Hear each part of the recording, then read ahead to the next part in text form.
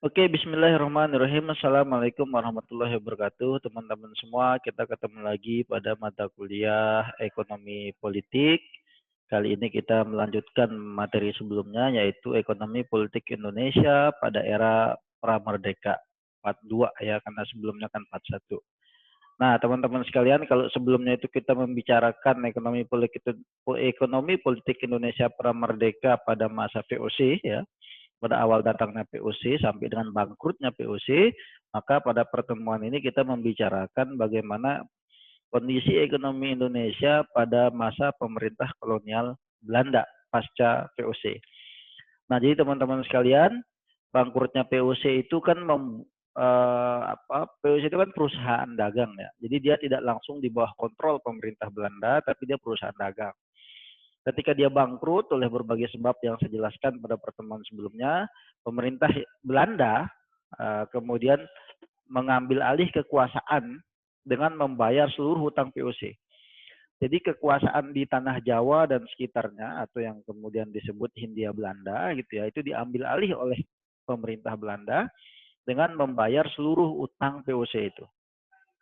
Sejak saat itulah secara efektif proses kolonisasi, proses kolonialisme Belanda atas Indonesia itu dimulai. Itu dimulai pada 1800-an ya, setelah hancur dan runtuhnya VOC 1800 ya.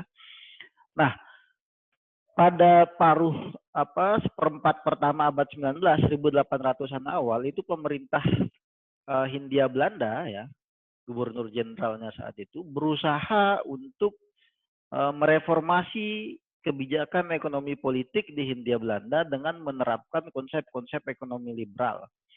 Tetapi tidak mudah bagi mereka untuk melakukan reformasi itu. Sebab apa? Sebab mereka kan baru memulai proses pemerintahannya ya, karena sebelumnya kan VOC.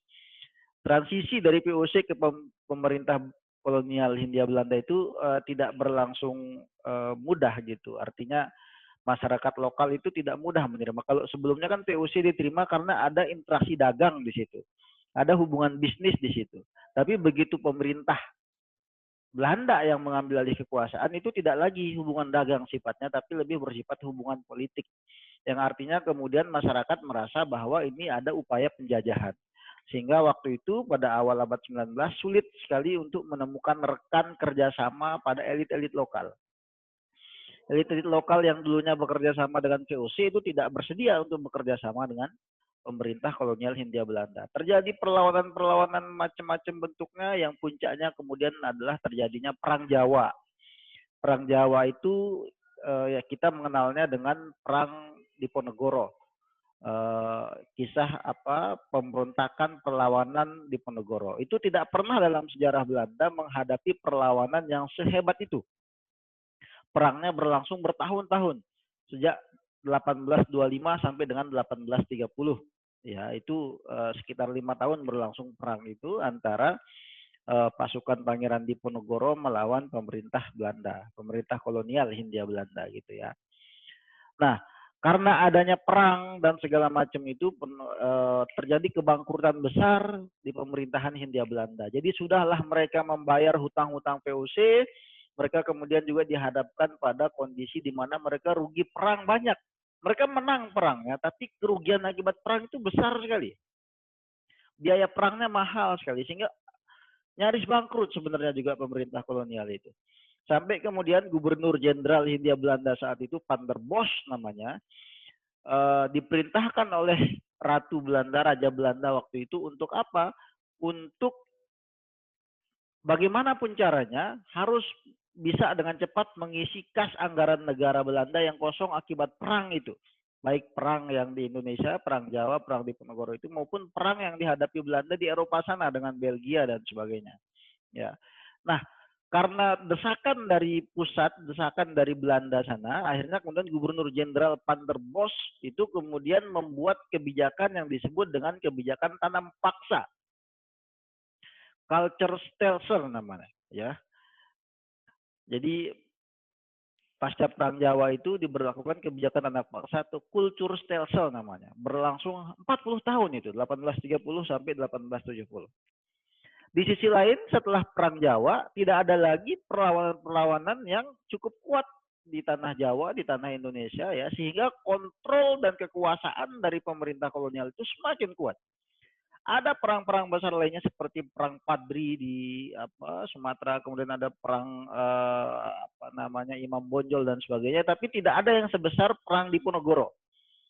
Ya, sehingga dengan mudah perlawanan-perlawanan itu bisa ditaklukkan oleh pemerintah kolonial Hindia Belanda. Sehingga sejak saat itu memang secara efektif pemerintah kolonial ini menjadi semakin kuat dan mereka bahkan mampu menjangkau daerah-daerah terpencil, daerah-daerah pedalaman. Nah, sejak saat itu secara efektif seluruh Jawa itu dikuasai begitu. Nah, penguasaan itu kemudian menjadi semakin berkembang ketika pemerintah kolonial memperkenalkan industri gula,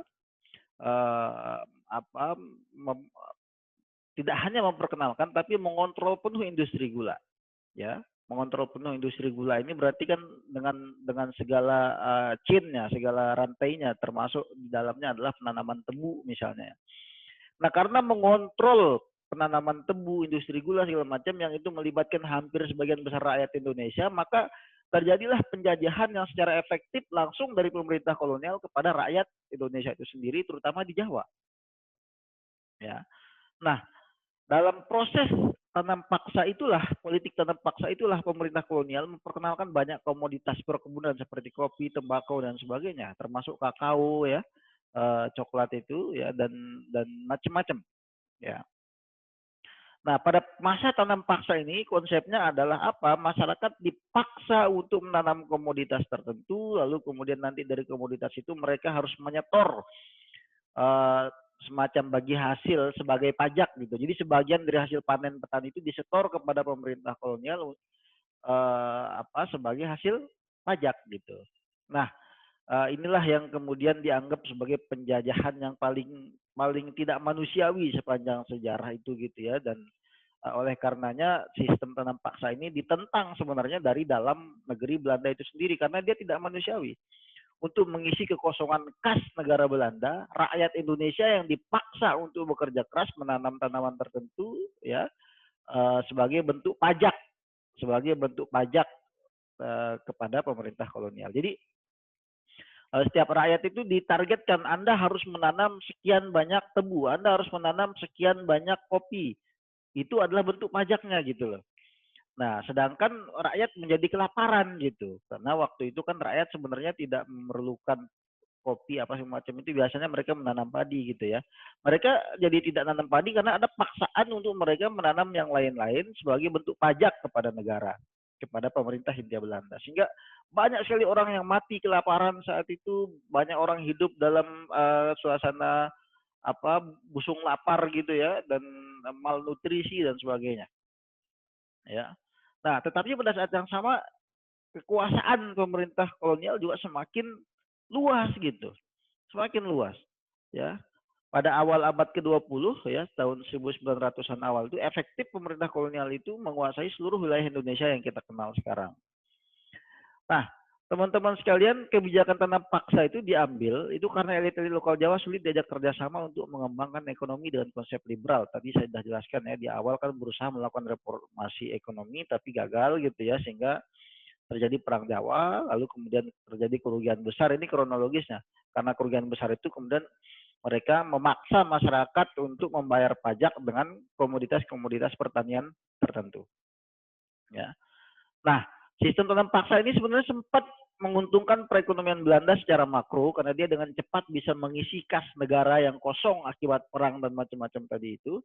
Tapi kemudian tidak lama, dalam waktu sekitar 10 tahunan sejak diperkenalkan, perekonomian Hindia Belanda itu rusak, hancur.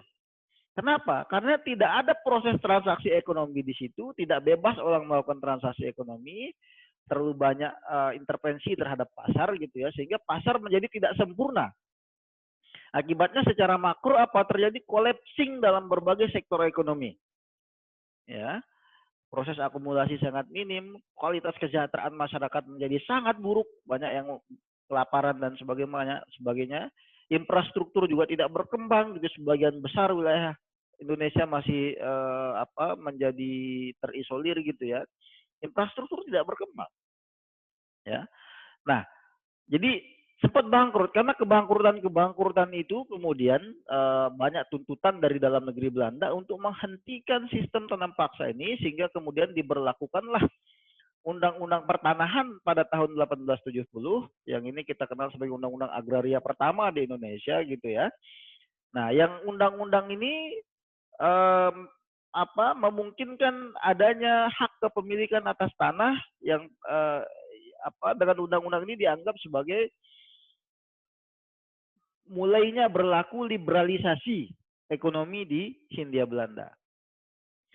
Nah, apa aja isinya liberalisasi ekonomi itu? Satu, tentu pengakuan terhadap hak milik atas tanah.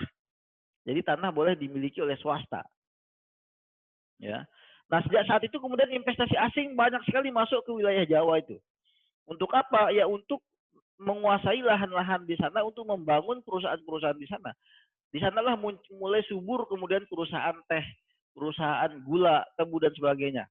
Termasuk juga berkembangnya pertambangan di Indonesia. Seperti yang pertama kali berkembang pertambangan timah di Sumatera. Kalau Anda pernah nonton film Laskar Pelangi gitu ya, itu kan ada dikisahkan tentang bapaknya si siapa itu, si Ikal itu ya, yang bekerja di perusahaan timah. Itu ada perusahaan timah pertama di Indonesia di masa penjajahan. Itu akibat Undang-Undang Pertanahan 1870. Ya, industri perkebunan berkembang dengan sangat pesat. Di sisi lain juga karena ada banyak komoditas di daerah pedalaman, terpaksa dibangun jalan, dibangun rel kereta api untuk mengangkut semua komoditas itu. Ya, sehingga infrastruktur itu berkembang dengan cepat. Ya. Nah, di sisi lain juga ada kebijakan yang sangat bagus diambil oleh Hindia Belanda saat itu, yaitu apa? Menghentikan penggunaan Singapura sebagai central port-nya untuk ekspor impor. Jadi central port-nya dirubah dari Singapura menjadi Batavia, Jakarta sekarang.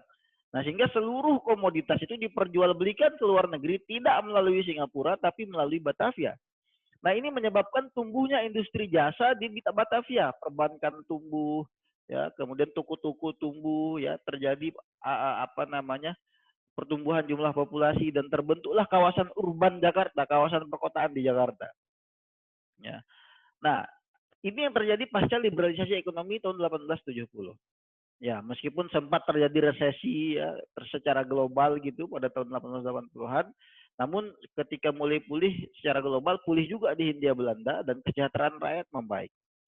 Ya.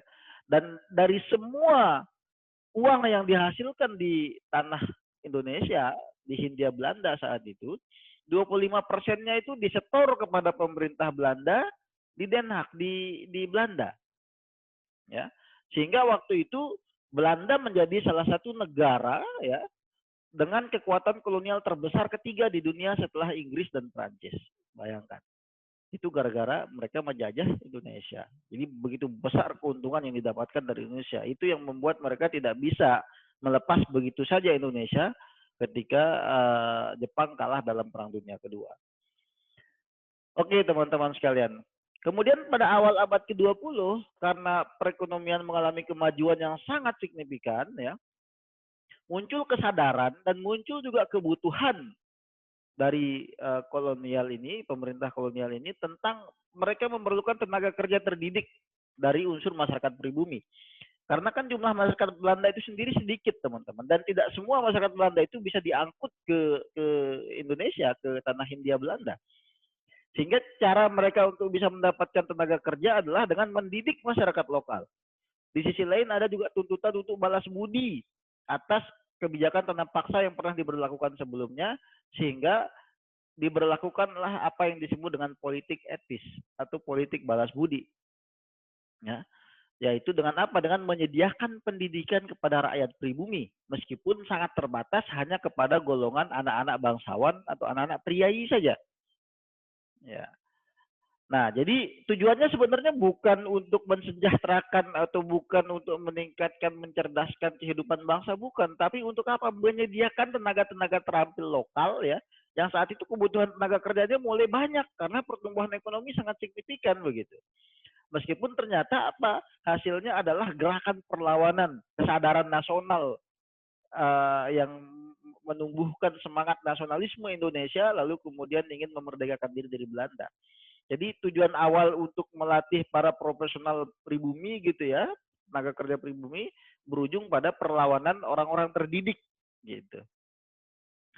Nah, teman-teman sekalian, politik etnis ini kemudian berakhir ketika terjadi Perang Dunia I. Waktu itu Belanda terlibat juga dalam Perang Dunia I itu. Mereka butuh biaya perang yang sangat tinggi gitu ya, yang akibatnya apa? Akibatnya adalah tidak ada dana untuk politik etis, ya. Dan di saat yang sama juga pertumbuhan ekonomi mandek, kegiatan ekonomi juga menjadi terhambat karena perang dan sebagainya ya, sehingga politik etis diberhentikan.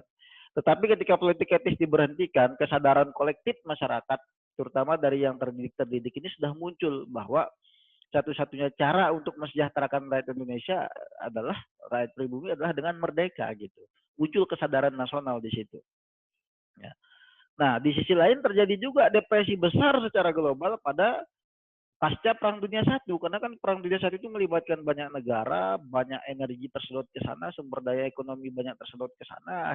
Akibatnya adalah terjadi resesi global, termasuk di Hindia Belanda gitu. Dan ketika resesi itu mulai membaik begitu di Barat, Hindia Belanda sulit untuk memperbaiki atau keluar dari resesi gitu karena kapasitas SDM dan lain sebagainya. Di sisi lain juga muncul banyak perlawanan dari pergerakan-pergerakan nasionalisme Indonesia. Nah, jadi semua situasi itu menyebabkan sulit perekonomian Hindia Belanda untuk pulih dengan baik, dengan cepat gitu ya, karena ada perlawanan di internal, kapasitas SDM juga yang kurang dan sebagainya gitu ya. Nah, sampai kemudian akhirnya Belanda kalah dalam perang melawan Jepang dan Jepang akhirnya kemudian berkuasa di tanah yang sekarang kita kenal dengan Indonesia. Nah, cuma masalahnya adalah Jepang ini ketika dia berkuasa di Indonesia, dia menghentikan seluruh aktivitas ekonomi. Dan seluruh tenaga kerja, seluruh faktor produksi itu sepenuhnya digunakan untuk keperluan mendukung perang.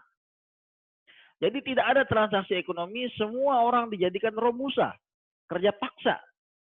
Ya. Romusa ini lebih parah daripada sistem tanam paksa yang diberlakukan Hindia Belanda sekitar 100 tahun sebelumnya. Ya. Nah, dengan sistem romusa ini tidak ada transaksi ekonomi, tidak ada pasar, tidak bekerja ya. Yang semua tenaga kerja rakyat diperuntukkan untuk mensuplai kebutuhan perang. Ya. Nah, inilah yang kemudian menyebabkan seluruh proses produksi komersil berhenti total. Ya. Dan ini juga yang membuat Jepang kehilangan kepercayaan dan kehilangan dukungan dari masyarakat Indonesia yang sebelumnya mereka sangat gembira ketika Jepang masuk ke sana karena membebaskan mereka dari Belanda. Tapi lah rupanya Jepang lebih parah caranya daripada Belanda. Ya. Ini yang menyebabkan rakyat tidak lagi mendukung ya, dan kemudian terjadi perlawanan juga terhadap Jepang. Ya. Yang pada akhirnya kemudian Jepang dikalahkan dalam Perang Dunia Kedua karena Hiroshima dan Nagasaki dibom menggunakan bom atom gitu ya. Yang kemudian Indonesia memerdekakan diri, memproklamirkan kemerdekaannya, dan setelah itu berakhirlah masa pra kemerdekaan. Jadi ekonomi politik Indonesia pada masa pramerdekaan itu teman-teman sekalian dicirikan dengan kental unsur kepentingan politik dari negeri Belanda gitu ya, dipengaruhi oleh banyak peristiwa-peristiwa perang dan sebagainya gitu ya, yang bernuansa penjajahan banget lah gitu ya, namanya juga memang kita dijajah gitu kan. Nah, jadi itu kira-kira teman-teman sekalian, kita akan lanjutkan lagi pertemuan ini pada pertemuan berikutnya di materi tentang ekonomi politik Indonesia pada era Orde Lama, Orde Baru, dan reformasi. Saya pikir itu. Terima kasih banyak. Wabillahi taufiq wal hidayah. Assalamualaikum warahmatullahi wabarakatuh.